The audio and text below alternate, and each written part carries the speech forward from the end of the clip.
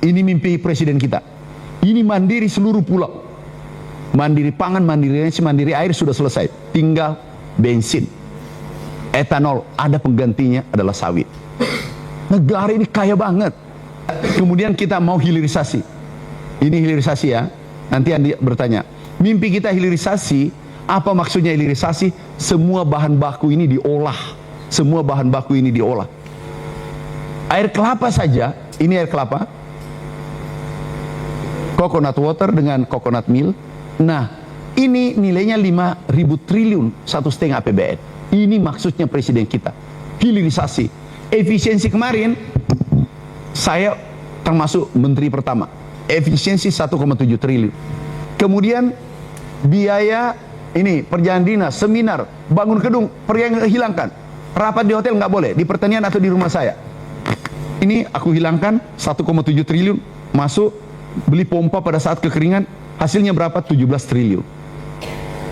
Kita hilirisasi semua. Kita jadikan, jangan CPO kita kirim, langsung minyak goreng, margarin, kemudian skincare kayak macam-macam, ada gambir. Ini baru kelapa. Kelapa bisa 5.000 triliun. CPO bisa 10.000 triliun. Kemudian ada gambir, ada. Nah, terus ini manfaatnya. Ini bisa jadi tinta pemilu. Ini tinta pemilu, ini skincare, ini bisa sabun, ini bisa sampo. Ini hasilnya. Terus MBG dikritik, tahu nggak? Kalau MBG secara politik tidak menguntungkan pemerintah. Kenapa? Anak SD diberi makan, orang hamil. 2029 baru 3 tahun umurnya, tidak mungkin jadi pemilu kan? Benar nggak? Kalau secara politik, tapi Bapak enggak, ingin ini 1000 tahun Indonesia, anaknya cerdas, tinggi-tinggi, stunting kita 21%. Dan tidak boleh menurun. Apa itu MBG? Jangan lihat dia berdiri sendiri. Dia penggerak ekonomi, off-takernya, perhatikan baik-baik, off-takernya 160 juta petani Indonesia. Paham? Yang beli adalah MBG, dan MBG tidak dikorupsi di situ. Kalau ada salah, lapor, kita pecat, kita tangkap. Aku tanya, yang marah kalau saya lakukan semua ini, swasembada sudah, energi kita swasembada, ini yang marah siapa? Yang tidak senang. Ini apa? Dia importir tidak senang, mafia tidak senang. Kenapa? Tidak ada impor. Tahu kalau impor beras saja, untung saja 2.000. Tahu kalau 7 juta, 14 triliun untungnya satu kali impor. Itu cuma 1 bulan. Itulah yang menyerang habis kita. Dia punya uang. Itulah menyerang pemerintah. Dia punya uang. Clear kan? Logik nggak apa yang saya sampaikan?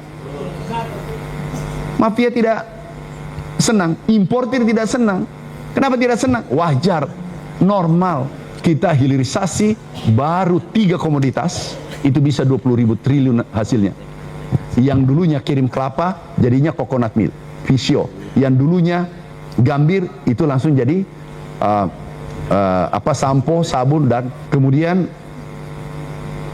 CPO, sawit, itu bisa jadi solar, itu bisa jadi bensin, kemudian mentega, minyak goreng. Kalau beras yang menjadi penyumbang inflasi, tapi yang lain, karena beras kita melimpah. Terus ada yang mengatakan mahal kan, selalu medsos. Ini juga, ini memang menghancurkan negara kita. Aku hidup. Ini perhatikan ya, buka Excel supaya kita clear. Buka Excel, bukakan saya Excel. 115 juta petani kita, buka Excel, langsung itu. Supaya dihitung mahasiswa kan cerdas-cerdas. Ini pertanyaannya tiba-tiba. Ini tiba-tiba. Coba buka Excel. Tulis 5,5 ton padi. Berapa 5,5 ton padi. Harga gabahnya 6.500. Berarti kalau per ton 6.500. 5 kali itu berapa? 35 juta.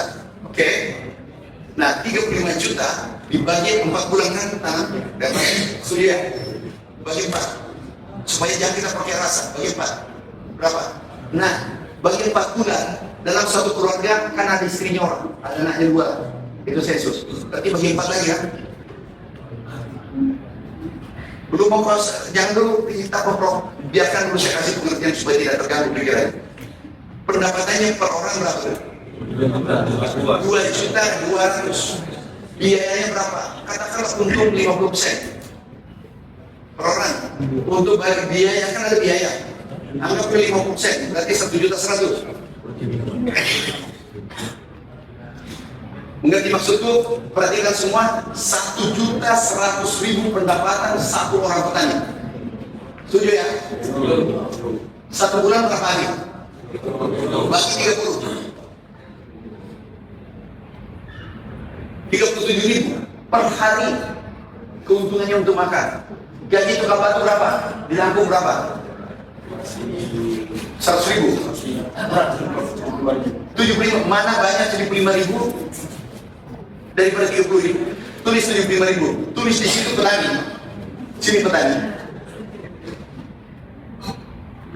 Di sini tukang batu. Di sini rokok. Berapa bungkus per hari? Satu bungkus. Nah, 30 kali 40 per hari. Satu bungkus. Rokok 40.000. Aku tanya masih semua. Murah apa mahal itu beras? Murah atau mahal itu beras? Kasih kesan. Kalau saya menang kecil nggak murah. Kenapa dia begitu? Murah apa mahal? Sampaikan ke rakyat Indonesia. Itu mafia yang menyediakan itu mahal. Kau mau petani kita itu saja 37 sudah bersyukur. Pupuknya diturunkan supaya dia bisa hidup. Sudah bersyukur. Sekarang petani kita baru terlihat mahal. Tapi rokok enggak. Ada nggak pernah kritik rokok mahal? Jadi aku jaga keseimbangan. Ini HEP 14.000. Kalau 6.500 itu kali 2. Kali 2 ya. Harga beras. Kalau beras ini kan berapa? Tulis kau di sini. Tulis beras di bawah. Sini saja. Sembarang aja beras. Tulis. Ini kali 2 kan terjadinya kan? Kali 2 ini berapa? 13.000. Nah kalau kita 15.000, 14.000 dia udah mahal. Mau nggak atau murah? Nah 1 kilo itu satu keluarga bisa makan 2 hari 3 hari, benar nggak? Rokok sendirian 40.000, nggak ada kritikannya. Inilah tadi bahwa distribusi beras itu tidak mahal. Beras itu karena catat itu ya, sum itu karena itu kan akhirnya koperasi. Ini benar. Ini petani, pedagang, kumpul distributor, tabur sini tidak kelihatan mukanya mafia.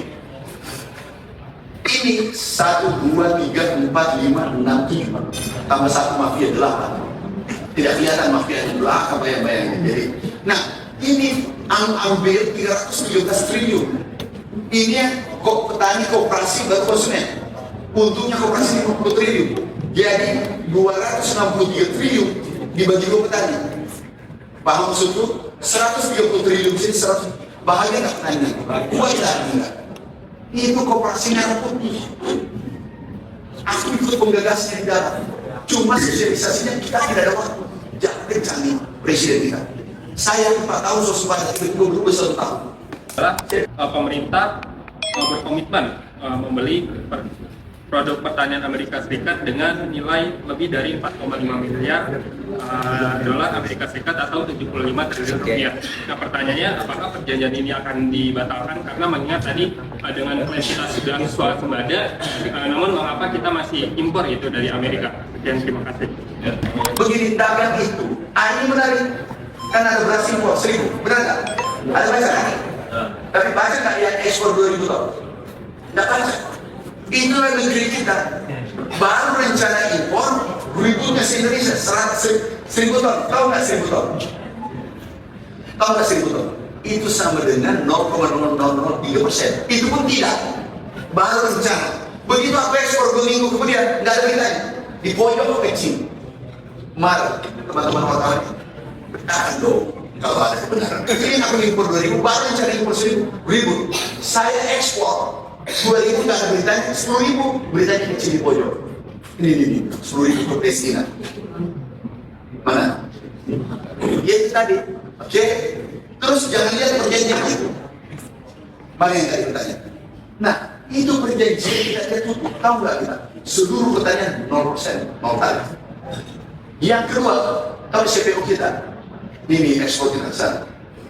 nggak banyak. Totalnya itu seluruh dunia itu 500 triliun.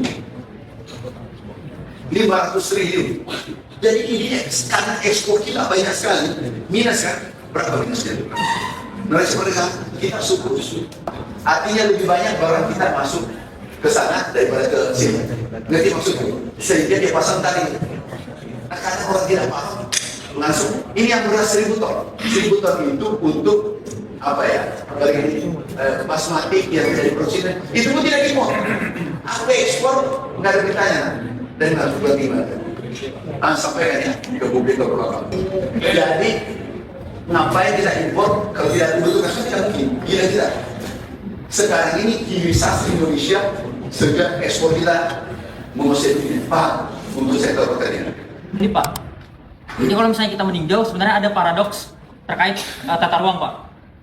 Jadi ada alih fungsi lahan di Kota Semarang, khususnya Jawa Tengah, di daerah Pantura itu luar biasa sekali Pak. Jadi sebenarnya ada paradoks itu. Kalau misalnya kita bahas di Papua, itu kita menghabiskan anggaran untuk membuat sawah dan lain sebagainya. Tapi ketika kita kembali ke Pulau Jawa, khususnya di area Pantura, persawahan yang ada di Pantura justru diubah menjadi sebuah kawasan industri. Kita melihat di KITB, kemudian juga di KIK. Nah, apakah dari Mentan ini tidak ada, dari Kementerian Pertanian tidak ada perlindungan untuk area-area persawahan seperti ini, Pak?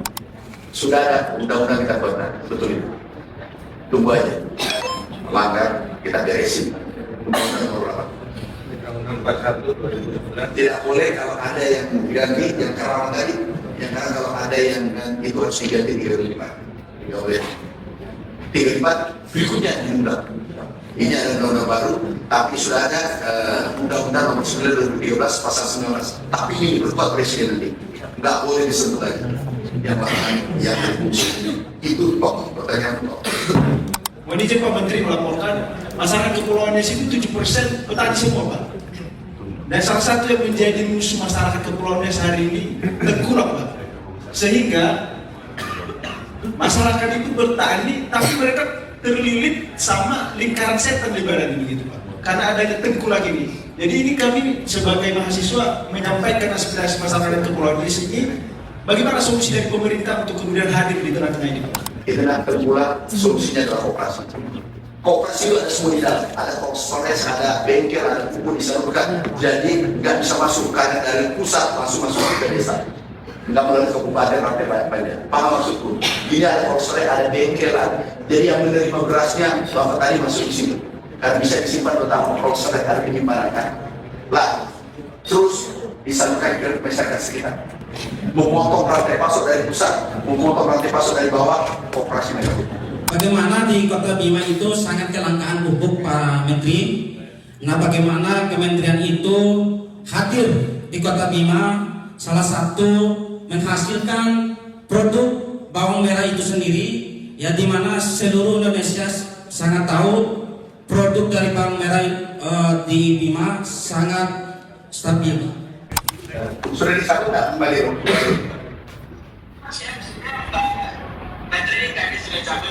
Anda saya kirim ke polisi. Siapa yang kata dulu namanya melaporkan? Muhammad Abdi pelapornya. Cabut ya, terus langsung lapangan. Dari ujung Pulau Lampung, ujung di Provinsi Lampung itu Lampung Barat, yaitu tulang punggung ekspornya kopi. Kita melihat tidak ada stabilisasi harga yang ada di masyarakat. Apalagi beras yang ada di Bulog itu mungkin bisa diperketat. Nah, pertanyaan saya bagaimana kalau sudah swasembada ini, artinya logikanya adalah petani itu makmur, tapi petani hari ini belum makmur. Ya, ada kesejahteraan petani, lupa jawab. Kesejahteraan petani jangan pakai rasa. Ini kesejahteraan petani. Anda boleh cek di BPS. Tertinggi selama 24 tahun. Ini karena Bapak Presiden kebijakan. Kemudian apalagi yang kedua, ini kontribusinya nomor 3, tetapi perdagangan dan industri itu dari pertanian. Paham maksudku? Yang diolah adalah barang pertanian. Jadi tulang backbone-nya negara di pertanian. Oke. Kemudian lihat lagi NTP, PDB. PDB aku serah terima dari 0,6 naik atas perintah Bapak Presiden 5,7 Pak. Hebat nggak saya tanya? Ini cari datanya, jadi jangan pakai rasa. Petani sekarang bahagia. Hari ini kami bersama adik-adik mahasiswa BM seluruh Indonesia, ada 100 yang mewakili seluruh Indonesia. Kita bertukar pikiran, kami menyampaikan gagasan-gagasan Bapak Presiden Republik Indonesia dan capaian-capaiannya khususnya sektor pertanian, dan bahkan kita bahas masalah Koperasi Merah Putih, apa tujuannya. MBG juga kita bahas bersama, kita diskusi. Saya salut pada BM mahasiswa yang hadir pada hari ini, cukup kritis tapi konstruktif. Bukan fitnah, kritis tapi konstruktif. Dan ini sangat bagus kita bangun, kita komunikasi dengan mereka. Kita ini butuh pengkritik yang konstruktif untuk membangun negara yang kita cintai. Karena ini adalah milik kita bersama, ini Republik. Ya, yang pertama bagaimana akhirnya dari beberapa sub-isu masalah tiap wilayah dibahas, lalu ada peran strategis mahasiswa di dalamnya untuk bagaimana swasembada pangan ini dilakukanlah di setiap penjuru daerah dan juga wilayah. Ya, kita mengapresiasi ya untuk bagaimana Pak Mentan ini menjelaskan dengan sikap tegas dan juga lugas terhadap apa yang dicanangkan pada hari ini. Dan tadi ya disampaikan bahwasannya sifat idealisme dan juga independensi terhadap negara dan juga terhadap kelompok haruslah dipertegas, diperkuat untuk bagaimana membersamai rakyat dan juga bangsa ini. Pak Mentan ini memiliki fakta-fakta yang valid berupa data dan juga hasil dari kinerja lapangan. Dan mungkin menurut saya sendiri itu adalah fakta yang tidak bisa dibantahkan karena memang data berbicara, bukan hanya sebatas omongan saja. Harapan saya sendiri selaku Ketua BEM dari Stebang, semoga kinerja ini akan terus meningkat lebih baik lagi dan jangan sampai kendor. Hidup mahasiswa! Hidup BEM!